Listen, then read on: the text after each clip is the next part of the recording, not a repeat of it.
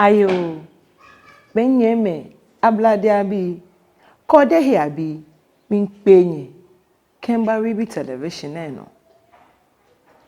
Benone nye ko, anu kwale ye gani fe mo no ni mi, nye yo, akoko ya chireko,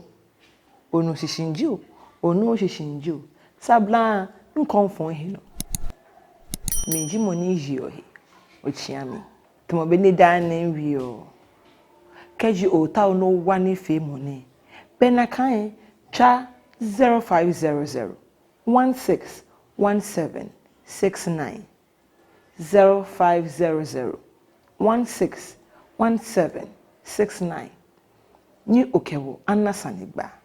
keke wamono yo okewawo ni wo hu wokewo hiwale apia ni gan edamoshi jogba na kano keji advertiko alo ota opo ni wakebo abana sanigba no ni blofo chola ake interview no ntwa na ke boy na no oba hyashi woba ni wakebo abana sanigba ko ni he ni bohu onukwale eka wakeba ni wakeba fo man bi ife ahin be ken wiele ne kenta mene sani wogba na mo plete mi wa ye akoko ebe ko mene wakan wadamo piam bia shindamo he no be mi ni piam bi efi ko ni se ochile nke ba fonye hi no ko fe no ko fine ni piam bi efe ha gan ni no hewo ni gan ekoi mama kwakwa ebu ekon wote wa kwe be mi na mesha woche Tackie Teiko Tsuru the second abiasuma ke wo amehyiami bona afa ni emanche yelie aye emu na ka no nkenyete ni wa kwe nke awon ayele esanegba ke call neke asha woche adamala che wo piam nsanjin na aheko ne fe nyemunyeto infa ni hion yo ake wo fe mo ekọ enukwaleko kejemni no he won mwene won chana kani fe mo no benyele akeni asha wo checking Tackie Teiko Tsuru the second ke wo Abola Piam dabo amne je mo fe mo eko ni naje ete anokwale ekwani mo ko ata eko ni ka ba aka ake wo ake amale ni je anokwale ibemni na kai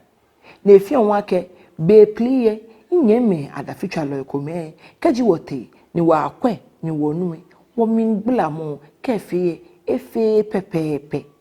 ya balake sanji meni wio anya mo me ana na me chomo sanji en hi abuoshi no hiwo Abola Piam bi ke amesumo ni wo ba atwa ne kan adafitwa ne e ba balake wa tan wa mena na meke kowe oke ameke na mefe ko hu woke amefe no hiwo ameke wachiwa benka me no ni blofo chola ake press conference bona fe na ameke da ficha lo ife anna na kansane gba ni amedie nche ya megbe mi alo amegbe amliye amefa amegbe na mekenyi awie ameke no na mefe na mefe ko bona etele ke bona ebale fe ameke fon fe wo hin no hiwo mi hu nke nwebiye wachiwa benke Abola Piam bi shimon na pe ni yo mlinji ake be mi ni wo shoje je Abola Piam we bi peji meni metrashi ake no ji ake Abola Piam bi ka Teiko Tsuru we bi fe tashi yesen komeno otwin na kanonu le ameta sen komese ni amekeneke no chumo na fe ba jele wo hin shitonyele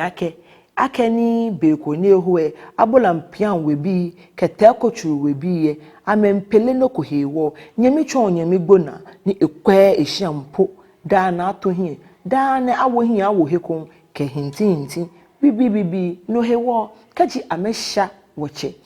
Tackie Teiko Tsuru the second abiasuma ni leji gan fe che ewo amehyiam ni be esa ake keji wocheme alo we bi ye huni je Abola Piam biye we amebaba senshia na abafe ne ke press conference alo adafitwalo akpe ne be sake asha amehu ke wo na kanhia me wona afe ni benyele kusum hewo kusum aye emu nya ha wa kwa bemlini asha woche Tackie Oblie niji Nii Tamale ke wo senshia dani press conference aba no nya ha wa kwa no ne te no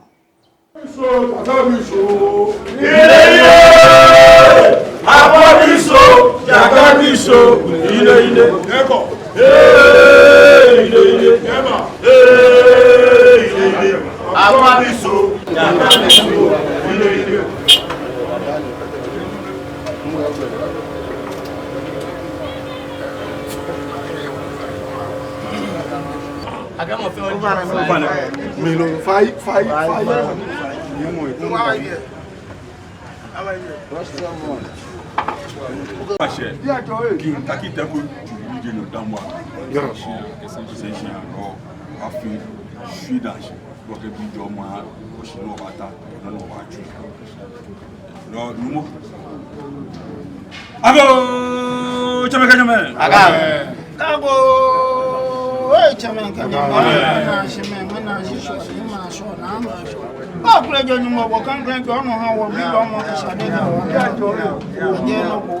When I let Nii Tamale Oblie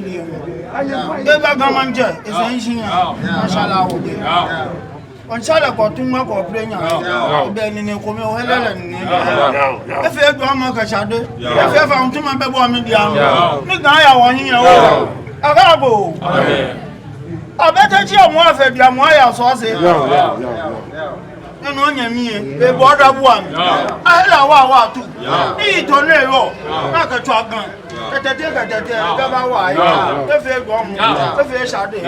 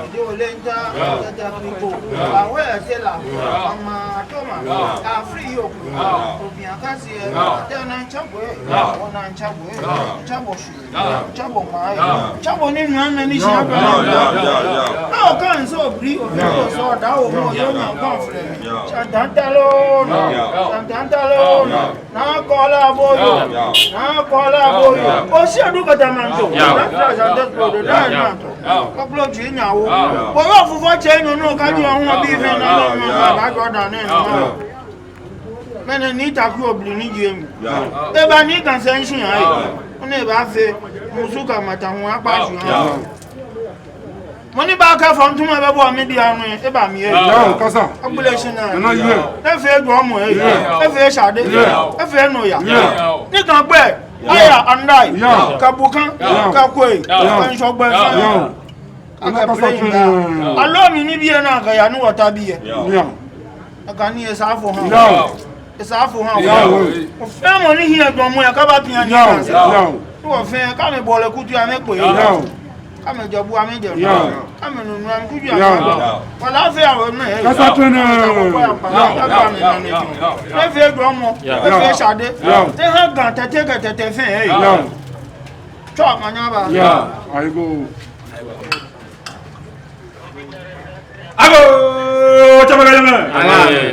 Put up in China, put up black with Lamba, will be fair. I have one drive, if you go, if you had it, if you want, if you go, talk, Manaba. Yeah.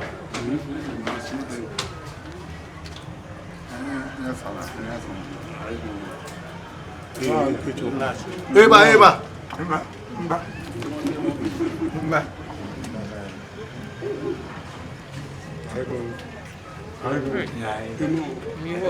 Fela, oko na menunga.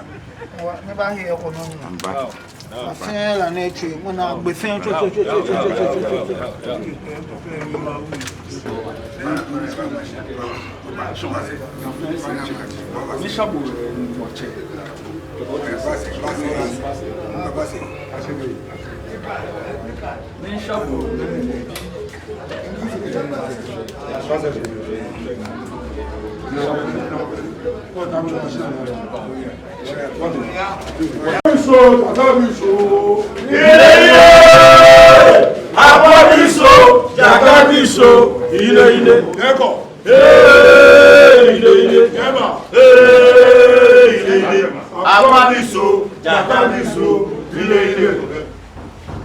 Bena kan ye fenye na ekonyekwe bemnini afekusun aha woche Nii Tamale wona afeni ehia membote mo fen aye emu beni chwake kusun chukusun ni anya afekusun fefew aha woche ni ke esebi ye fen na menye amebote shiamni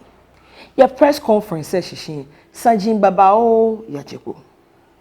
inyo yake wada ficha lo ni wada moje na kambia amni efe wona afio wona akpawo he no jimini Sajini awie mitetepo ehani ina akpen he wache Tamale ke be ko ne huo no ni wole eji ake wache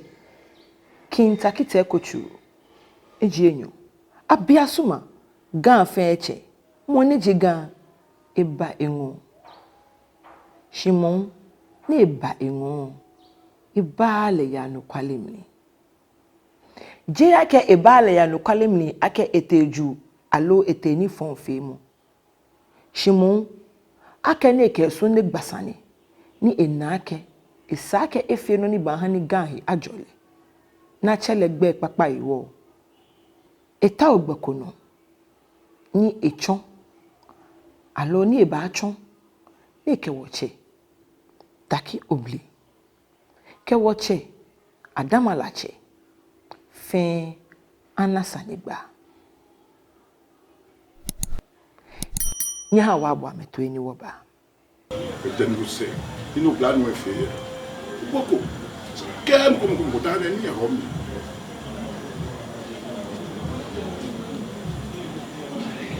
no ye manchame on kwa ko ni ka filie ke sisi de ke hamie ni ka po amanie so gbe ni ka po amanie ama ka fe no ko ka ma fe kusun ale ko si Nii Tamale nyami biken bia yeba ihe ko de kes no ko bi anu wo wi installation ko kuma me bia ni ba lo me fe sente ni wote manchen wache ko wi e ke kumu tani ga ba jo onye mi e se yin Abola bi ne ke ha ikla ne ya kuni ko fi wuci wo meshi ibi biefte e ja ke Abola shi ami e tenche eyin ma je ni wonye me so won twa we court mi ka be fe te court ni court ko be ni ba ka kesi nke sen han dabi o fe na kan ake ha John Blast ake e ba bia mo ko ka kesi e bia mi yo e ba sa shi so mi yin ni ke le mo ke wa je be afu gele ma e ni ma je be no be da ni won akọ lo ya fo yin o sika wo ku me ni yin se ka wa shi 4 years na ni yin ni na mi I mean 24 egbo 24 wona se wona ya ko chubi mo amena adamala cha unye gaze lewe na mo fi o sagana kra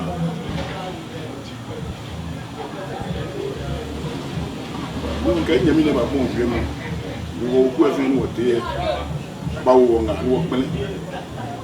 ke lo ese ba ju ke le ke bien lo ese ba ju no kwa na ganjwa unulo ganjwa pe ba pe oku me fe plein no be o ke o afi wo oku me fe ameni ni awoshi ake wa kiale ile kama che ki wo se beni e ba ke show no anwe be ke no bi ni yo wo shi ami e what just say make be ko me na me dra e ko me wo be agbe ka me ba ise na mba yi ke ne ke mi ni ka me fe te court wo ku no ku se je mi ameke mi hu te court to fi ajan wo yo ni wo sagana o fi ona o ba pe kuma ke o kwa chi se e ya ke o bla nu eni bi ne e ke mi we na ke di ko ma e ko no mo to mo 12 years na ni mbai e no won na picture bi ke bi o ni e be gbo ko adi be ke ba na ka nke o tu ake nke le ti court ni e lo ese ame ya nto no masmoni ya jiele sani e bi masmoni ya jiele sani ya dan wo pe ni wo pian bon ya fe wo ji fe jiele sani benuji eni wo she menene ade so fi ni yo se ni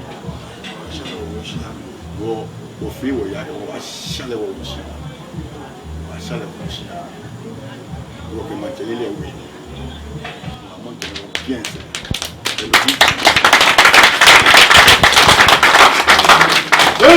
radio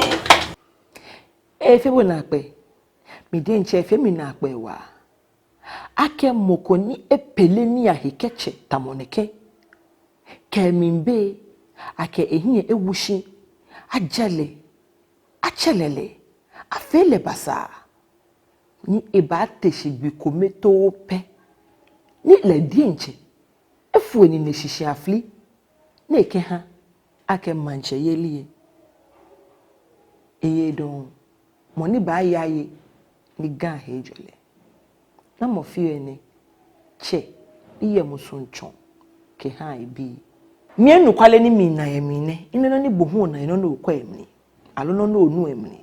ejake keji beni wo che wiele na kan etele ba menyo ame abesanyanyina ame sashida ejake ga egbe na fite keche iwa esake mokoke ateshi ni leka akeshi bo mimi mehe bona fe ni bo ga ajo ejake ga je wo che Kintaki Teiko Tsuru the second lepe no ni je woche ni Tackie Oblie Nii Tamale pe hu no ni eji woche adamala chele hu lepe eno gan eda nemi nko egba nko na akpa gan no ji wo fe e wo menyo me Teiko penyen na me ba dwa gan ahawo alo amehani gan adamu heni ema ba afuma ema he kokoko no hewo wache Kintaki Teiko Tsuru ebo modern wa de nche ni menene ye ribi television no ano kwale ye gani fe mo ne no nkenche before back I dock my heart for you obo modern no ayaka afa menene ole ngawo ni nyenye yo na akoko nke mo fe mo ni ya tayeko e ya bi alo ya kake adamalache kewoche Kelvin na kambia mi mene Kintaki Teiko Tsuru the second ameyebe be na kamo maka ke pasa money no ko hiele leden ahioye shinoni wana na eke no nete no na efe chom ni ake no ko be mokode ni mokome hu he no ni jina apeli ohe mokome peden yo ni mokome peden hu anaye bomokome peden tano ni monita no egbeji Kintaki Teiko Tsuru the second ejake ni fe mo na efe ha ni wo na ake be Abola Piam bi ye amehele amewomi amehya me wa mehia na mehie se ameke adafichalo enasandegba na meke wake nekeni ne amenme ahe amehale le esayeli no hewo be me na ekun he apelio na mohu na kepelio ni ahe moko behiko to mene nke anya ake makani ne messages say baba wo mahanye mmafi mahanye she dani makani messages ni onye ha mafo he hila woni maba kemba nesane bi mo yefen baba hwie mo fen mo hi kemoko ye ko wansamo na hanye heto kemi humanye mahanye heto keje na kanie betamo beni wo fiole ma ta o heto we ye heni anokwale eka ni nkeba hanye min don he fio maba iya kokula aye sakumokrate na kole aboyo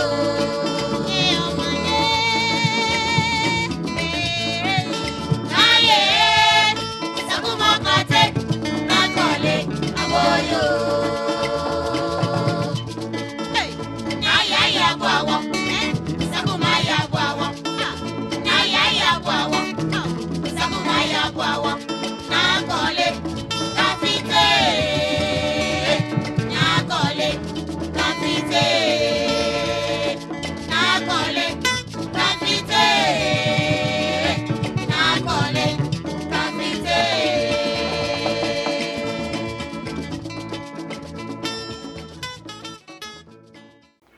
ke okahe o kwani femo ne be anukwale ye gani femo no ni wohiam ni lolowe ni anukwale femo ye gani femo ne Ribi television no ni ukwoye ni moni yo ehi ochiamie ejimi onye yo akokoi achereku nke sablan nkonfo hi moni ke nu shishi ke moni no shishi fin obehe loko femo bedani mafo hi nke anya keke nkunsem ba wo ba gbasane noji maka ne messages ni eke ba afen wona afen ni wo fen wonu wo henshi ke ye na jemu mahabo eheto shikaji imbe ekwe mebe ni wo fi oleda maya ma agbashi ni ma tawo heni anokwale ye ka ye ga koni nkeba ni nkeba hambo be kenkle message wo ba aka ne ake inye nu eke mebe ni asha oche awoshiam na moyo ojen bemdo nu wele honi hone nkeba ochie mini wo honele nkeba hanyomu ashale ye Abola Piam moni hie na ashale hunji awon ayele ni moni demose penji woche Nii Tamale ni ji Tackie Oblie kun wo fe wole akele pesen heku shagbene eke dabi egmehi eke ha woche iwo be nakaini moni bemi na shale ke moni shale noni ihani onu ekwe yibana chifi ya kesani e ba ye blofo mi wasani makane ni machon ke bagam ni mahanye wonye elehu ke eke ni Tackie Oblie obomoden eke obomoden wa lele obomoden wa denche nakan eke obomoden obomoden moko hu ke mokombia kemeni ha ewoni woche King Teiko Tsuru eta press conference mieko mahabo heto mancheni gafen cheni ni enyen ni ebata press conference mieko ejake press conference na afeye Abola Piam bi ni ke amenta woni manfen ayose ake ameke mancheyelie ewo eden iwo mini le yo hikemo Abola Piam bi ani fi mo ni shi akebo na afe ne ka abala aka meta heko na meso amegbani bi wo esa ake Teiko Tsuru we bi ehu eko atara mi wona afe ni fen aye emu no hewoni eta mi eko kaji wo che ye hejemo na jemo konkrokwe mabile ni nkeba habo moko hu ke ga ejo ni bia ne ga ba ko emama papa ni ebu anukwale ga ejo e ba ko emama papa hu ebu lele anukwa kenke maka ni message sele baba o ba o iblofo jiye hu ni anma ahami enwe blofo wuji ni ibasa kenke ba ha in producer bona fe ni eata obrofo gian hihia ha mi ni wa nwumalojo gba ye gam ni dani mamba kani ya kenye fenyele pi nyeteme pi yime me tlami nye call mi ake ina che ye gam iwo ne ka abala ake ya kan no ko ni kan lojo gba be wo ke fa na she ba afoshin dan ni wa transcribe ke ba gam yojo gba ke ka agbeni mbamba kani shinye hi akakpa no da anye bonye kenye message saba number ahunji 0500161769 kenye ke ba makani mahanye shikefie blofo yakudo ami fi o shiwoli ake game nye leni wenye kudo mi wona afi ni ke makani no hu e ka awa ahami anukwale ye gani fe mone bie nkenye ba hye nli ake be fa kefie sheuna tamo benisa ne gba yok mikuma na kano bon kefie sane gba kuma yobo keji wa pe neche ne nwo ne mi afie be cha 0500161769 koni oke owa mo fio koe okeba wa mi bona afi ni manye ma fe ni eche ona keji o kwa mi no yehia ni nibi ne no kwa anokwale ko yeheko ni wawieko noko ye den na kete no kwa ni bohu ota oni anue nye no nye yo chami mma boda buan nwo baba nwo ke baba na sanegba bona afi na kan kwale wo han ga tete ketete fe anueko keji heni oyo sanjin komen ya no ye jen je manche masanipe shinukon yano ye dunshi duamli niko kwe esake game anale cha na kokoi ye yiboye no allo we cha mi de nche number 0557041348 mashashi mabajeme ni woba kwefe bona afi ni mo fe mo ayose eko be wona gbiem ni no wo hin enwon na acho aka ohebe okemi etashi nwo twu ne kenu twumone be no twumone keji pa ko okwe ena gbe no ne shika bwe kan ne gbo na akra kwose no oya no yakweku obana no fe no na ete no nwene wose ku ke wa pe be jumam ni obana ne ke hin fe one ku your TV ni allo your phone no ni mini nkeba anu kwale ye gani femo no ni nkeba ye rebi television no nyecha no manyi e bla ofen akegame nyeke wojno Aye, sakumo krate, na kole, aboyo.